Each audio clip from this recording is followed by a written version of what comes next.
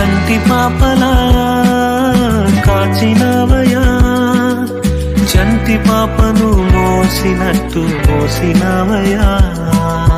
చేతి నీడలో దాచినవయా, తోడుగా ముందరి నడిచినవయా.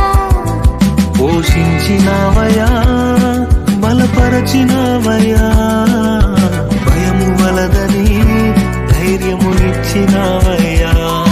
నడిపించినవయా, కాపాడినవయా, ఊట మంచులో విజయమునిచ్చినవయా.